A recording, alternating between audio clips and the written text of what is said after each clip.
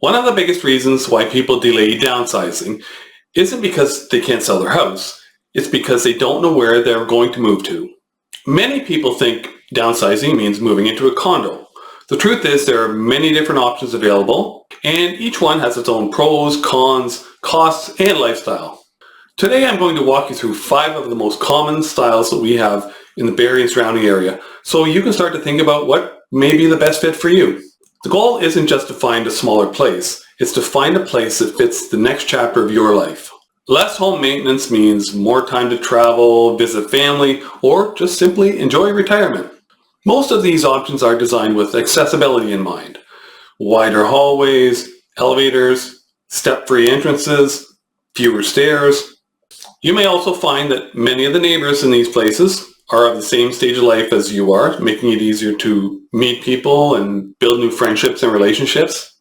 My 5th option might surprise a lot of people because it's completely different than the others, but it may save you hundreds of thousands of dollars compared to buying another house in Barrie.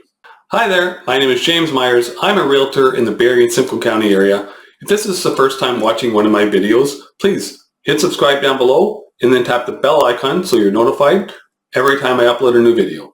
One thing to keep in mind about moving from a detached house into a 55 plus community or a condominium or life lease situation is that there are rules that you have to follow.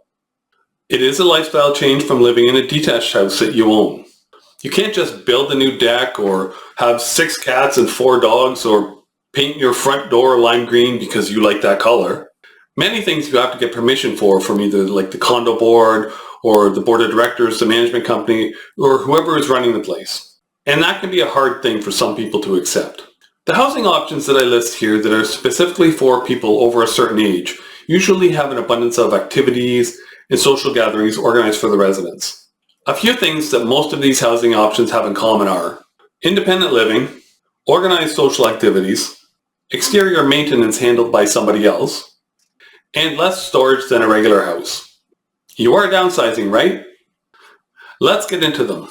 We'll start off with number 1, high-rise condominiums. Most of the condominium buildings taller than 15 stories or so are walking distance to the waterfront. From the Bay Club on Dunlop Street East, which was built in the 1980s, over to the recently completed building at 39 Mary Street, these condominiums have the typical amenities you would expect in a high-rise building. Fitness center, a pool, underground parking, these offer true lock-it-and-leave-it lifestyle. These types of buildings are not all necessarily 55 plus residents. Young people, people who don't want the maintenance of a house, anybody can live in a condominium. So it could be not as quiet as a true 55 plus community. The monthly condo fees in some of these buildings can be quite high. You have to know what is included in the fees and work that into your overall financial calculations.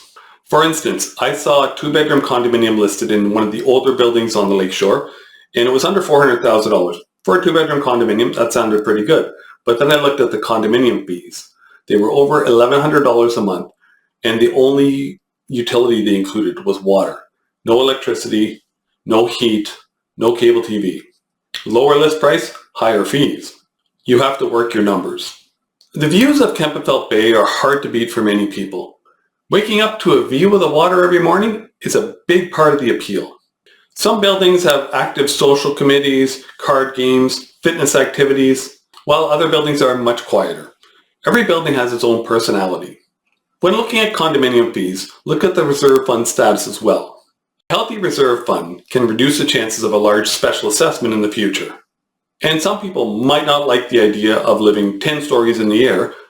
That leads me into my 2nd option. Number 2, low-rise condominium buildings. This type of condominium is becoming more plentiful. Many buyers prefer these because they feel more residential and less institutional. You may or may not get underground parking depending on the age of the building. The newer ones tend to have underground parking. Some of the older condominiums like Timber Walk or Edge Hill Drive that were built in the 1980s do not have elevators, so that may eliminate them from your consideration. But anything built within the last 20 years or so, they have elevators. And there are lots of those to choose from. As the push for higher density grows, we're seeing more and more condos every year. These low-rise condominiums are built all over the city, so whatever area you're considering, you're probably going to be able to find something to your liking. Many of them are built very close to grocery stores and shopping, and some of them are even walking distance to the grocery store. These condominiums have evolved over the years and have more of the features that people want. In-suite laundry, for example. You don't have to go to a common laundry room and share a washing machine and a dryer with your neighbors. Overall, the older ones have less amenities, but they're also lower in price. If you want the nice stuff, you got to pay for it. Many of these newer buildings have rooftop terraces, party rooms, fitness rooms, outdoor barbecue areas, even if they don't have a pool. Low-rise buildings are often easier to navigate with shorter hallways, less walking, and fewer people living in the building. Some buildings are pet-friendly and other buildings have pet restrictions. Number of animals, number of dogs, number of cats you can have, the size of your dog. So if you have a pet and that's a priority, you need to check the condominium rules on pet restrictions. Number 3, Life Lease communities. Physically, Life Leases look very similar to a traditional condominium, but their ownership structure is very different. Similar to a traditional condominium, monthly fees on a Life Lease can vary widely. Most of them in Barrie include the bulk of utilities, but verify that for sure on any individual Life Lease that you are considering. Financing on a Life Lease can be difficult. Because you don't actually own a piece of real estate, a deed for your house, most traditional banks will not lend against it. They will not give you a mortgage for a Life Lease. Although most of the people moving into a Life Lease generally have the means to pay cash for these because they've sold their big house and are using the proceeds out of that to buy the Life Lease. And because you don't actually own a piece of real estate with a Life Lease, there are very important differences that you need to be aware of. Not all Life Leases operate the same, so you need to be aware of the rules before you make a purchase. For example, you cannot make changes to the interior of your unit without permission from the organization or the nonprofit that runs a Life Lease. Like you cannot renovate your bathroom on your own. You have to get permission for it. There are 3 major Life Lease developments within Barrie. There is Victoria Village, which is close to downtown. It is in the old Royal Victoria Hospital, which moved to its new location in '96. There is the Terraces at Heritage Square, which is run by the IOF home, and it's at 90 and 94 Dean Avenue in the southeast end of Barrie.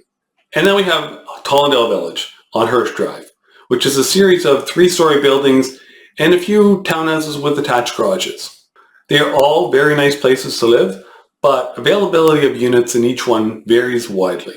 Victoria Village and Heritage Square generally have places listed for sale on a Realtor MLS system, but Tollendale Village does not have anything listed for sale. They have a substantial waiting list. There is no shortage of people wanting to get into Tollendale Village. With that being said, it also makes it easier for you to sell the unit or turn it back in when it comes time for you to move out of Tollendale Village for whatever reason. There's no waiting a year for your unit to sell. Because each Life Lease development is structured differently, it's important to find out how your money for your unit will be returned to you or your estate when the time comes. One of the biggest reasons why people choose to live in a Life Lease is the sense of community. Many people have lived there for years and they look out for each other. Life Leases are generally designed for people who are still living independently. They are not nursing care or assisted living. And I'll say it again, if you're considering a Life Lease, be sure to read the occupancy agreement, all the rules, and familiarize yourself because it is, although it may look like a condominium, the ownership structure is very different. Number 4, one-story condominium townhouses. Interestingly, as popular as these could be, they are few and far between in Barrie. There are a couple of complexes on Little Avenue in the Allendale area of Barrie that have a few condominium townhouse bungalows, but that's it. Barrie really needs more of these. There are lots of small condominium townhouse developments within Barrie, but none of them are exclusively one-story bungalows. If you can get one, it almost has the same benefits of living in a detached house. You get a garage, maybe a small backyard with a private patio, you get a basement for storing stuff, but again, you're supposed to be getting rid of stuff. For many people, this is the closest thing to having a detached house without all the outside maintenance. Having your own garage, patio, front door can make the transition from a detached house much easier.